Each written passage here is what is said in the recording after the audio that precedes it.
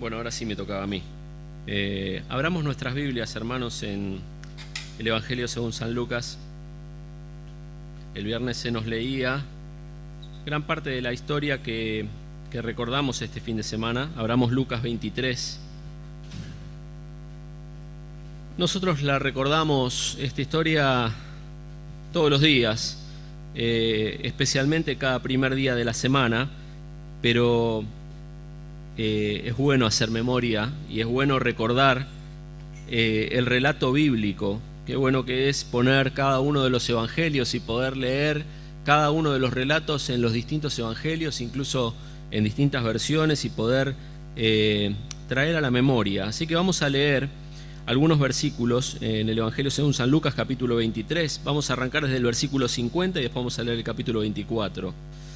Dice así: obviamente el viernes se nos recordaba, Guillermo nos recordaba la crucifixión del Señor. Y bueno, terminábamos ahí y dejábamos ahí una historia que para nosotros es muy conocida, que es la muerte del Señor. Pero continúa la historia de esta forma. Dice que había un varón llamado José de Arimatea, una ciudad de Judea, el cual era miembro del concilio, varón bueno y justo, que también esperaba el reino de Dios y no había consentido en el acuerdo ni en los hechos de ello, la forma que lo entregaron al Señor Jesús injustamente. Fue a Pilato y le pidió el cuerpo de Jesús, y quitándolo, lo envolvió en una sábana y lo puso en un sepulcro abierto en una peña, el cual no se había puesto a nadie. Era el día de la preparación y estaba para comenzar el día de reposo, y las mujeres que habían venido con él desde Galilea siguieron también y vieron el sepulcro y cómo fue puesto el cuerpo. Y vueltas, estas mujeres prepararon especias aromáticas y ungüentos y descansaron el día de reposo conforme al mandamiento. Capítulo 24.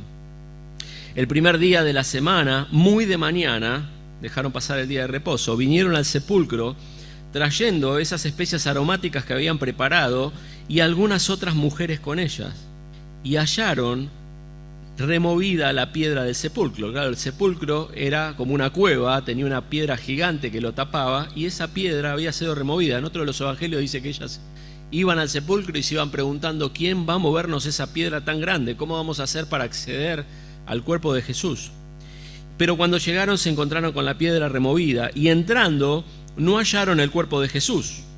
Aconteció que estando ellas perplejas por esto, aquí se pararon junto a ellas dos varones con vestiduras resplandecientes, y como tuvieron temor y bajaron el rostro a tierra, les dijeron: ¿por qué buscáis entre los muertos al que vive? No está aquí, sino que ha resucitado. Acordaos lo que os habló cuando aún estaba en Galilea, diciendo: es necesario que el Hijo del Hombre sea entregado en manos de hombres pecadores, y que sea crucificado y resucite al tercer día. Entonces ellas se acordaron de sus palabras, y volviendo del sepulcro dieron nuevas de todas estas cosas a los 11 y a todos los demás. A los apóstoles y a los discípulos que podían ver les contaba estas noticias.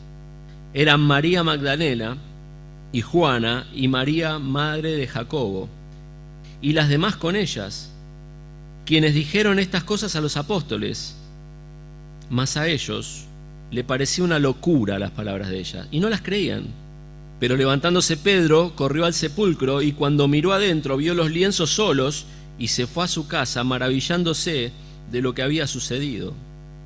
Y he aquí dos de ellos, dos discípulos, iban el mismo día a una aldea llamada Emaús, que estaba a 60 estadios de Jerusalén, e iban hablando entre sí de todas aquellas cosas que habían acontecido. Sucedió que mientras hablaban y discutían entre sí, Jesús mismo se acercó y caminaba con ellos, mas los ojos de ellos estaban velados para que no le conociesen. Y les dijo: ¿qué pláticas son estas que tenéis entre vosotros mientras camináis? ¿Y por qué estáis tristes? Respondiendo uno de ellos, que se llamaba Cleofas, le dijo: ¿eres tú el único forastero en Jerusalén que no ha sabido las cosas que en ella han acontecido estos días? Entonces él les dijo: ¿qué cosas? Y ellos le dijeron: de Jesús Nazareno, que fue varón profeta, poderoso en obra y en palabra delante de Dios y de todo el pueblo, y cómo le entregaron los principales sacerdotes y nuestros gobernantes a sentencia de muerte y le crucificaron. Pero nosotros esperábamos que Él era el que había de redimir a Israel. Y ahora, además de todo esto, hoy ya es el tercer día que esto ha acontecido. Aunque también nos han asombrado unas mujeres que de entre nosotros, las que antes del día fueron al sepulcro, y como no hallaron su cuerpo, vinieron diciendo que también habían visto visión de ángeles, quienes dijeron que Él vive. Y fueron algunos de los nuestros al sepulcro, y hallaron así como las mujeres habían dicho, pero a Él no le vieron. Entonces Él les dijo: oh, insensatos y tardos de corazón para creer todo lo que los profetas han dicho. ¿No era necesario que el Cristo padeciera estas cosas y que entrara en su gloria? Y comenzando desde Moisés y siguiendo por todos los profetas, le declaraba en todas las escrituras lo que de él decían. Llegaron a la aldea donde iban, y él hizo como que iba un poco más lejos. Mas ellos le obligaron a quedarse, diciéndote: quédate con nosotros, porque se hace tarde, y el día ya ha declinado. Entró pues a quedarse con ellos, y aconteció que estando sentado con ellos a la mesa, tomó el pan, y lo bendijo, y lo partió, y les dio. Y entonces fueron abiertos los ojos de ellos, y le reconocieron, mas él se desapareció de su vista. Y se decían el uno al otro: ¿no ardía nuestro corazón en nosotros mientras nos hablaba en el camino y cuando nos abría las escrituras? Y levantándose en la misma hora volvieron a Jerusalén y hallaron a los 11 reunidos y a los que estaban con ellos, que decían: ha resucitado el Señor verdaderamente y ha aparecido a Simón. Entonces ellos contaban las cosas que les habían acontecido en el camino y cómo le habían reconocido al partir el pan. Mientras ellos aún hablaban de estas cosas, Jesús se puso en medio de ellos y le dijo: paz a vosotros. Entonces, espantados y atemorizados, pensaban que veían un espíritu, pero él les dijo: ¿por qué estáis turbados? Y vienen a vuestros corazones estos pensamientos. Mirad mis manos, mis pies, que yo mismo soy. Palpad y ved, porque un espíritu no tiene carne ni huesos como veis que yo tengo. Y diciendo esto, le mostró las manos y los pies. Y como todavía ellos de gozo no le creían y estaban maravillados, les dijo: ¿tenéis algo de comer? Entonces le dieron parte de un pez asado y un panal de miel, y él lo tomó y comió delante de ellos. Y les dijo: estas son las palabras que os hablé, estando con vosotros, que era necesario que se cumpliese todo lo que está escrito de mí en la ley de Moisés, en los profetas y en los salmos. Entonces les abrió el entendimiento para que comprendiesen las escrituras, y le dijo: así está escrito, y así fue necesario que el Cristo padeciese y resucitase de los muertos al tercer día, y que se predicase en su nombre el arrepentimiento y el perdón de pecados en todas las naciones, comenzando desde Jerusalén. Y vosotros sois testigos de estas cosas. He aquí yo enviaré la promesa de mi Padre sobre vosotros, el Espíritu Santo está hablando, pero quedaos vosotros en la ciudad de Jerusalén hasta que seáis investidos de poder desde lo alto. Y los sacó fuera hasta Betania, y alzando sus manos los bendijo, y aconteció que bendiciéndolos se separó de ellos y fue llevado arriba al cielo. Ellos, después de haberle adorado, volvieron a Jerusalén con gran gozo y estaban siempre en el templo, alabando y bendiciendo a Dios. Amén. Así termina el Evangelio. Hermanos, estamos hoy recordando y estamos frente al evento central de la eternidad. No el evento central de la humanidad, no el evento central del universo, el evento central de la eternidad. Antes de esto, eternidad; después de esto, eternidad. Y este es el evento central de la eternidad. Y muchas veces tenemos la tendencia de, al ver estos discípulos un poco perdidos, un poco asustados, un poco confusos, un poco olvidadizos, un poco faltos de fe, muchas veces tenemos la tendencia de criticarlos. Es fácil, ¿no? Con el diario de mañana sentarse a evaluar lo que les pasó a ellos en ese momento. Pero una de las cosas que les pasaba a estos discípulos es que tenían tanta cercanía con estos eventos y con todo lo que estaba pasando que no podían ver bien lo que estaba pasando. Tenemos que entender que lo que pasó Su ministerio, su vida pública con ellos fue unos años nada más, un par de años, y que vieron cosas que por un lado daban un testimonio tremendo de que este era el Mesías, el Hijo de Dios, Dios hecho carne en medio de los hombres, pero también todo se aceleró en esa última semana muy rápidamente, y si bien el Señor se los venía advirtiendo, porque sabía lo que se venía y sabía que les iba a costar entenderlo, se aceleró todo tan rápido. Yo creo que todavía nosotros estamos procesando lo que nos pasó en la pandemia. Cada tanto nos cae la ficha de lo que fue la pandemia, ¿no? Y empezamos a hacer una evaluación.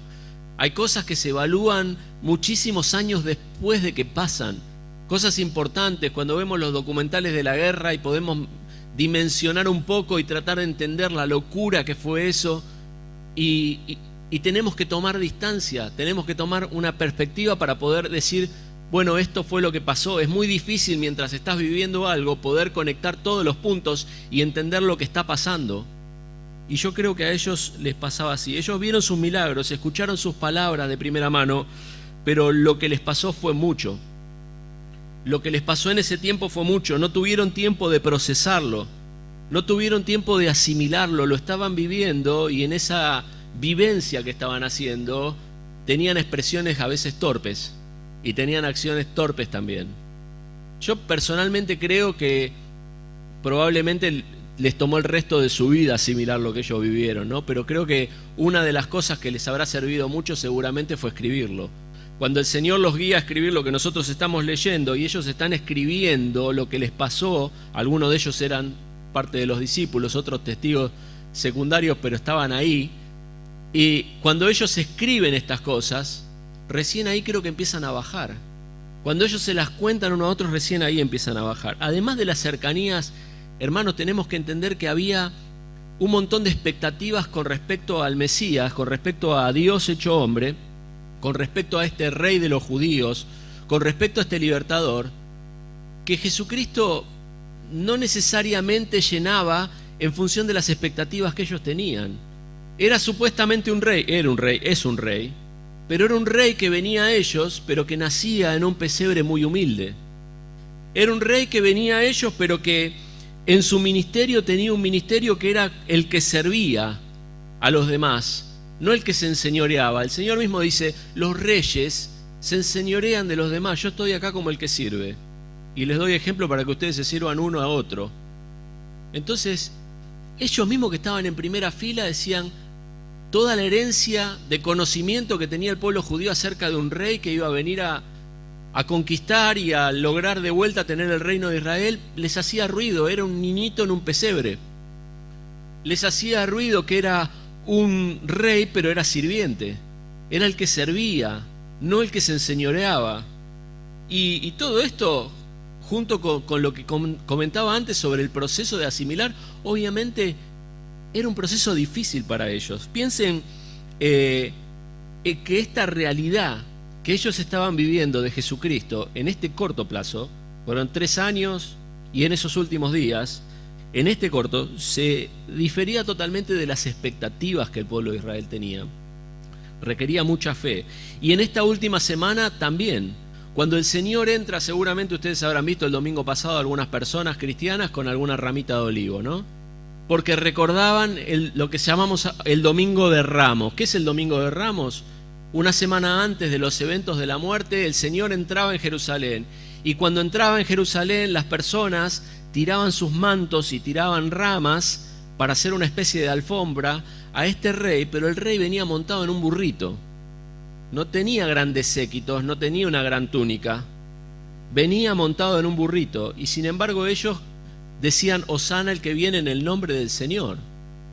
Pero yo me imagino que más de uno decía, bueno, vieron que las multitudes a veces gritan cosas, Hosana el que viene en el nombre del Señor, pero medio miraban de costado, ¿qué pasará con esto? No es la imagen del rey.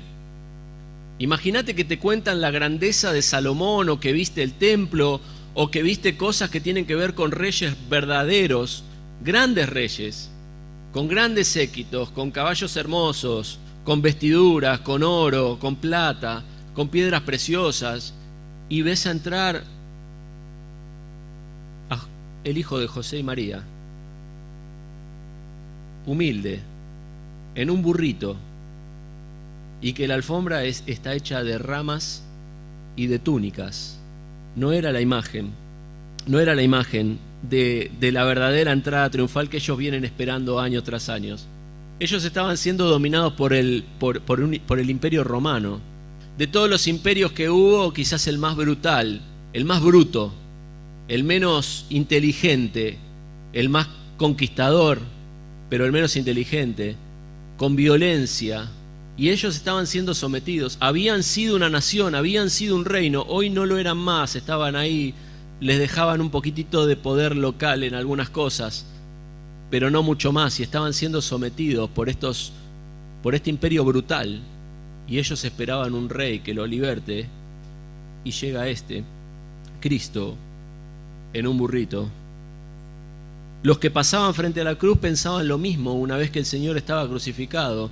Decían: tú que derribas el templo y en 3 días lo reedificas, sálvate a ti mismo. Si eres hijo de Dios, desciende de la cruz.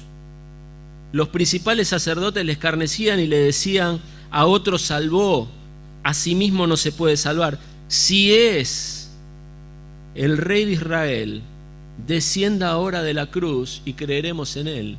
Y personalmente creo que había un poco de burla y había un poco de expectativa también, ¿no? Había un poco de burla, pero con un ojito estaban así mirando a ver si descendía. Porque había expectativa, se había creado una expectativa enorme. Confió en Dios, líbrele ahora si Él quiere, porque ha dicho: soy hijo de Dios. Sin embargo, el Señor se quedó quieto en esa cruz. Se quedó ahí. Tiempo antes, cuando lo fueron a apresar, uno de los discípulos trató de defenderlo con una espada y el Señor le dijo: guarda esa espada, guarda esa espada. El que a espada hiere, espada muere. Y el Señor dice algo que Guillermo nos mencionaba el viernes. Dice: ¿no puedo ahora orar a mi Padre y Él que no me daría más de 12 legiones de ángeles? 12 legiones de ángeles. Un poderío tremendo. Sin embargo, Jesús decidió ser el del burrito. Jesús decidió ser el del silencio. Y yo quiero que te pares en los pies de aquella sociedad y especialmente de aquellos discípulos y entiendas que no era fácil creer. Que no era fácil creer por la cercanía a los eventos. No es algo que estamos analizando 2000 años después con este libro completo. Estaban viviéndolo en ese momento. Y además de eso, tenían un bagaje cultural, un inconsciente colectivo de lo que debía ser ese rey, que tenía que venir, de qué los iba a libertar. Y no cuadraba en muchas cosas. No era fácil tenerle fe. Los mismos crucificados, uno de ellos le injuriaba y le decía lo mismo, y yo creo de vuelta, con un ojo cerrado y el otro abierto, mirando a ver si pasaba algo, ¿no? Si sos hijo de Dios, bajate de la cruz y bajanos a nosotros también. Hermanos, las expectativas que habían eran otras. Las expectativas del pueblo de Israel sobre este rey libertador eran otras. Eran otras. Por eso no me asombra tanto las reacciones de estos discípulos después de su muerte. Ya está, se terminó. Quizás no era. Ya está muerto. Confusión, desconcierto, acciones medio en modo automático. Bueno, ¿qué hay que hacer? Y hay que ir a ungir un cadáver. Nadie tenía en la memoria las palabras que él había dicho días antes. Mirá que van a matar, pero al 3er día voy a resucitar. Y el que lo tenía no lo creía. Pero cuando lo pensamos yo los entiendo, hermanos. Entiendo esa falta de fe. Entiendo esas acciones automáticas. Entiendo el hecho de decir, bueno, hagamos algo, vamos a ungir el cadáver como se acostumbra. Entiendo estos dos que iban camino a esa ciudad, que el Señor se les aparece ya resucitado y que estaban tristes, que estaban frustrados, que estaban decepcionados, que estaban incrédulos. Nosotros esperamos que Él era el que había de redimir a Israel y ahora, ya hoy es el 3er día. Pensábamos que era Él. Los discípulos estaban encerrados y con miedo. Otro evangelio que el que leímos dice que cuando ellos estaban ese primer día de la semana juntos, dice que estaban las puertas cerradas en el lugar donde los discípulos estaban reunidos por miedo a los judíos. Estaban incrédulos, estaban tristes, estaban temerosos, se creían que se habían robado el cuerpo. Ninguno de ellos pensó inicialmente que había resucitado. Por eso cuando las mujeres van a ungir el cuerpo, ahí están los ángeles que les dicen lo que había pasado. Y les recuerdan, acuérdense de las palabras que dijo cuando estaba con ustedes, que iba a resucitar. Ellas van y se lo cuentan a los otros y los otros tampoco lo creen. Tampoco lo creen. No solo no recordaron sus palabras, sino que no creyeron. Siempre hablamos de Tomás, ¿no? Tomás no estaba donde tenía que estar y cuando llegó más tarde, bueno, él dijo, cuando le contaron, dijo, mirá, yo tengo que meter la mano donde estuvieron sus clavos en sus manos y tengo que meter la mano en su costado, si no, no voy a creer. Bueno, quizás fue el más científico de todos en su falta de fe, ¿no? Los demás, hasta que no vieron, tampoco creyeron. Pero dice que el Señor les reprochó su incredulidad y su dureza de corazón porque no habían creído a los que le habían visto resucitados, o insensatos y tardos de corazón para creer todo lo que los profetas han dicho. No creyeron a su palabra, le faltó la fe. Y también se volvían a su vida anterior, se volvían a pescar. Y hermanos, yo pensaba que quizás a nosotros nos pase lo mismo. Y es ahí donde yo tengo que reflexionar frente a este evento de la cruz. Si a mí me pasa lo mismo. Tenemos la revelación completa, tenemos la palabra de Dios completa, no como ellos que la estaban escribiendo, la estaban viviendo en primera persona. Nosotros sí tenemos perspectiva. Tenemos el Espíritu Santo los que hemos creído en Él, pero los eventos siguen siendo enormes. Los eventos siguen siendo enormes. La profundidad de lo que acabamos de leer no nos va a alcanzar la vida para entenderlo. Quizás sea un buen motivo para vivir simplemente buscar en esa profundidad y conocer cada vez más de esa profundidad. Los eventos son enormes. Nuestra fe sigue siendo frágil, por lo menos la mía, no sé la tuya. Mi fe sigue siendo frágil. Y nuestra familiaridad con estos eventos, y hablo a quienes venimos cada domingo a este lugar, también es demasiado. Podríamos relatarlos de memoria. Estamos muy cerca de la cruz y a veces nos movemos en modo automático como ellos. Tenemos una cercanía muy grande a estos eventos, al menos superficialmente, pero no logramos procesarlos. Y también hay mucha información incorrecta que nos rodea, ¿no? Que nos marea. Y vivimos una vida frente a estas verdades que está en piloto automático, como si fuéramos espectadores. Yo no sé si alguna vez te pasó, a veces me pasa, que tengo muchas cosas en la cabeza y hay momentos del día que los vivo y después ni siquiera me di cuenta que los viví, estaba como en modo automático, ¿no? Pero a veces vivimos nuestra fe de esa forma frente a estos eventos. Hermanos, tenemos que preguntarnos qué significa todo esto que acabamos de leer en la práctica, en el día a día, en nuestra vida. ¿Qué significa?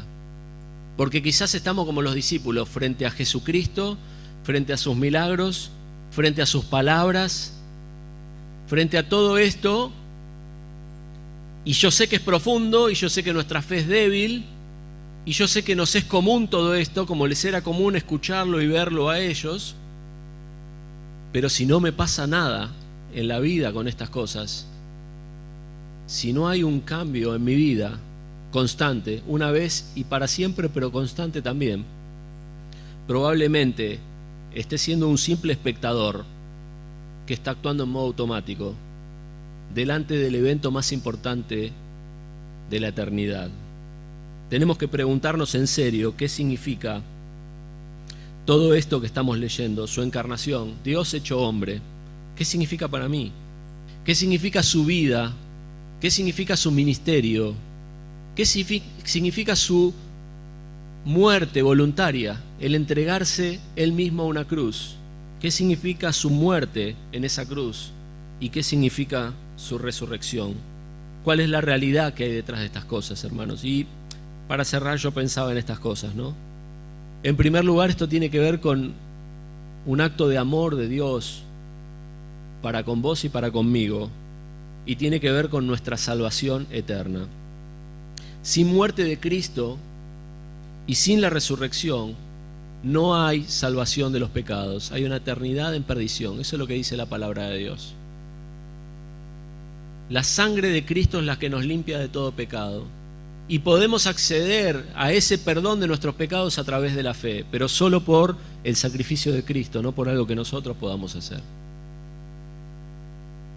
Entonces vos podés estar cerca, culturalmente cerca, porque estamos en un país cristiano, y escuchaste del Domingo de Ramos, fuiste a la misa, fuiste a la iglesia, viniste porque es un evento especial hoy, y podés estar cerca y ser un espectador de todo eso, pero con vos no tiene nada que ver. Tu fe sigue chiquita, tu alma sigue en riesgo de perdición, y fuiste un espectador en modo automático, simplemente estuviste ahí, y no creíste, y no te salvás de la perdición eterna, y no tenés vida nueva.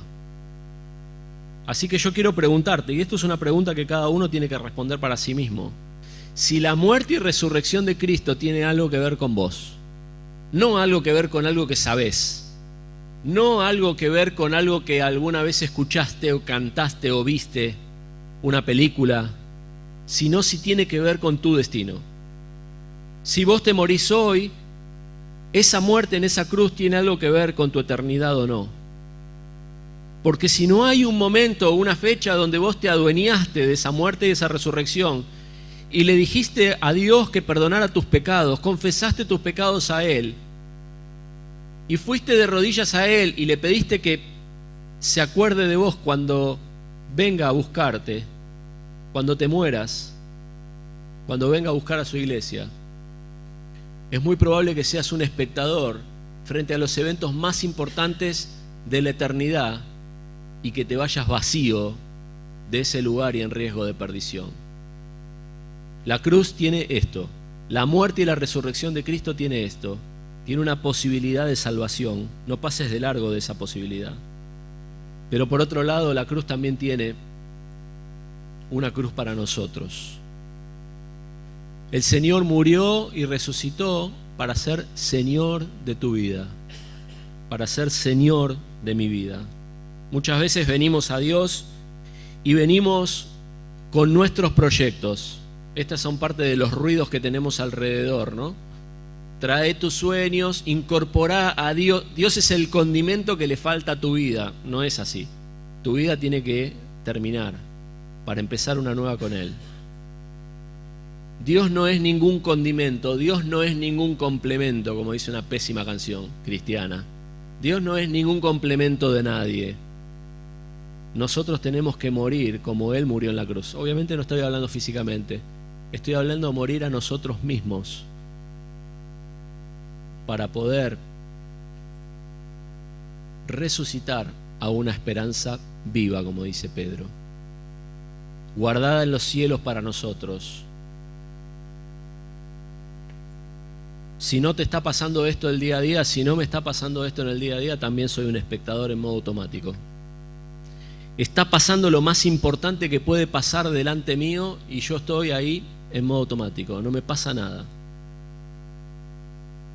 En el primer caso estás en riesgo de perdición eterna y en el segundo caso estás en riesgo de desagradar al Rey, aquel que te salvó.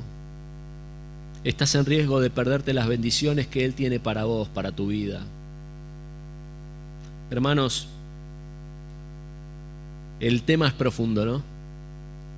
El tema es profundo y no se puede abarcar en un mensaje. Le tenemos que dedicar la vida. Es un tema para dedicarle la vida. Entender su encarnación, cómo se hizo hombre, cómo nació humilde en un pesebre. Entender cómo vivió, entender por qué murió y vivir una vida de un resucitado, vivir una vida de aquel que murió con Cristo y nació a una vida nueva, para gloria del Padre y para nuestra bendición también. Oramos. Señor, te damos gracias por esto que recordamos, Padre.